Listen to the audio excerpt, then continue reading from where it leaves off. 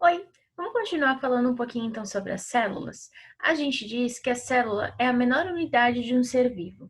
Uma célula que a gente conhece muito bem e que a gente consegue enxergar a olho nu é a célula do ovo. O ovo é uma célula.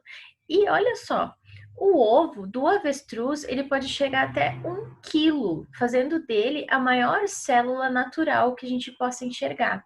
Por que a gente disse que a gente possa enxergar? Porque quando a gente olha para nós, que a gente olha no espelho, que a gente olha para um animal, que a gente olha para uma planta, a gente não enxerga as células, apesar de a gente estar enxergando, né? A gente não vê a menor unidade lá que é a célula, né? A gente precisa de um instrumento que foi criado que se chama microscópio. O microscópio, ele faz com que a gente consiga aumentar muito, muito, muito, muito, muito e se aproximar muito dessas células, para a gente conseguir ver como é que elas são, tá? Se a gente chegar a voltar esse ano, eu vou levar para vocês o microscópio para vocês conseguirem olhar de pertinho como é que são as células que a gente tem. Então, lembra que eu falei para vocês que cada célula que a gente tem é diferente uma da outra, dependendo da função que ela desempenha? As células cerebrais, elas são diferentes das células dos músculos, por exemplo, do coração, das células vermelhas do nosso corpo, das células que constituem os nossos nervos e até mesmo das células de gordura. Então, cada célula desempenha uma função diferente e tem, portanto, uma aparência diferente. E nós temos mais de 200 tipos diferentes de célula no nosso corpo. Aqui tem elas um pouquinho mais aproximada, ó. Aqui tem a célula do neurônio, que ela tem essa forma estrelada, né? Eu acho que vocês já viram até umas que parece que estão caminhando assim em alguns vídeos.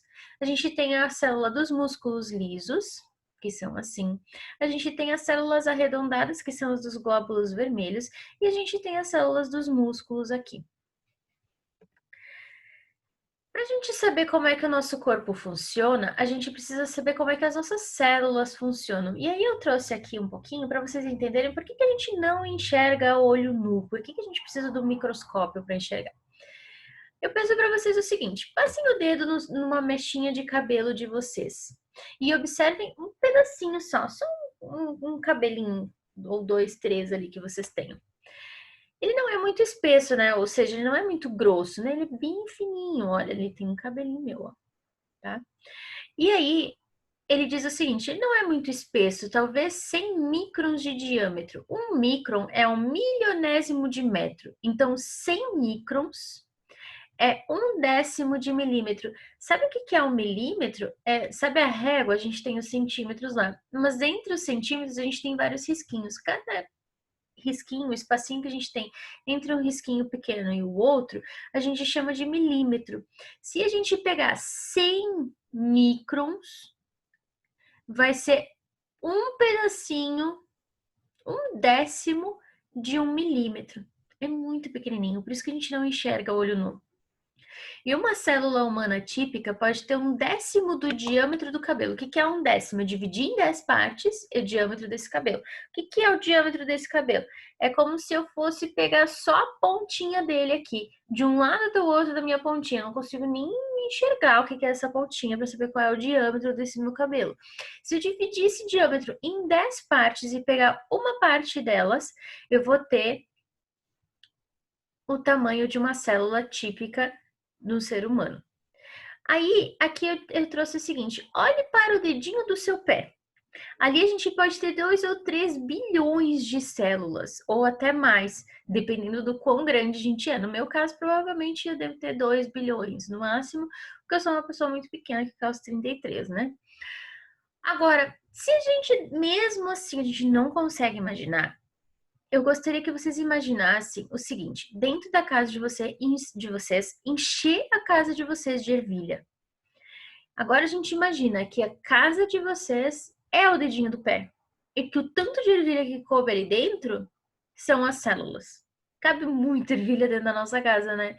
E imagine quantas células cabem dentro do dedinho do nosso pé.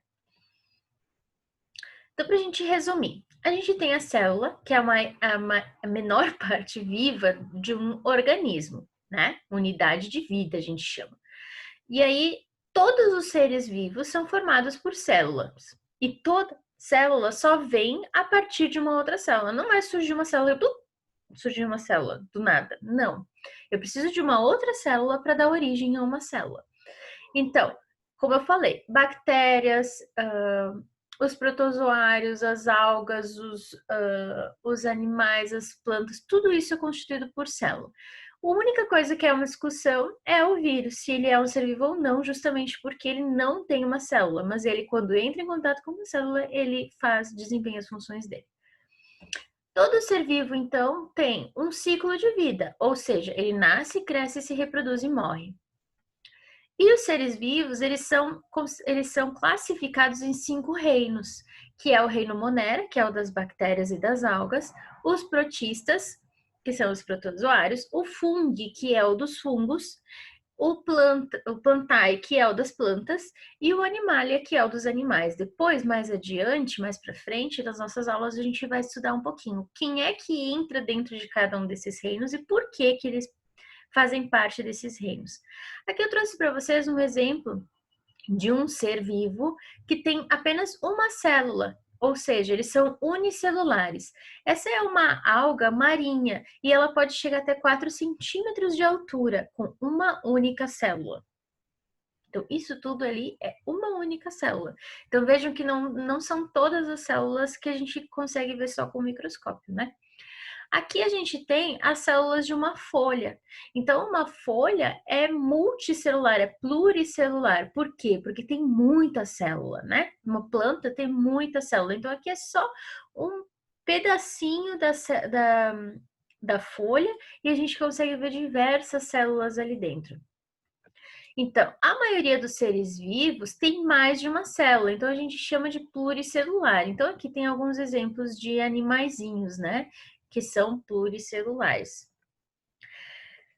Por enquanto, a gente vai focar nos 3 principais partes que a gente tem de uma célula, que é o núcleo, que é essa parte aqui de dentro, que contém o material genético da gente, o citoplasma, que é como se fosse uma gelatina, tá?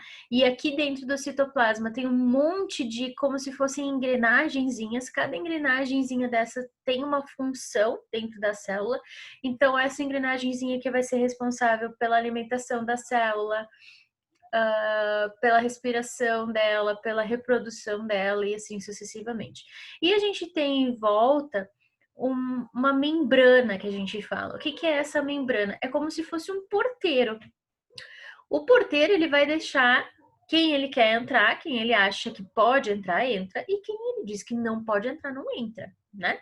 A mesma coisa acontece aqui na célula. Aquilo que é importante, que é água, nutriente, qualquer coisa que a gente consuma que seja positivo para essa célula, a membrana vai deixar entrar. Agora, coisas que são tóxicas, por exemplo, ela não vai deixar entrar, se ela conseguir, né? Ela vai dizer assim, não, cara, tu não vai entrar aqui dentro não, porque isso aí vai prejudicar a minha célula. Então, ele barra a entrada dessas coisas. Aqui tem uma explicaçãozinha um pouquinho maior sobre o que é isso, aqui sobre o citoplasma e aqui sobre a membrana. Aqui eu trouxe para vocês o seguinte, várias células juntas, elas formam para nós os tecidos do nosso corpo. Os tecidos juntos, eles formam os órgãos. Os órgãos juntos formam os sistemas do nosso corpo. Então, a gente tem, por exemplo, sistema endócrino, sistema urinário, sistema digestório, sistema reprodutor. A gente vai estudar alguns deles esse ano ainda também. E todo o conjunto desses sistemas formam o nosso corpo, ou o corpo dos outros animais, ou das plantas que a gente esteja estudando. Então, por enquanto era isso. Um beijo, bons estudos para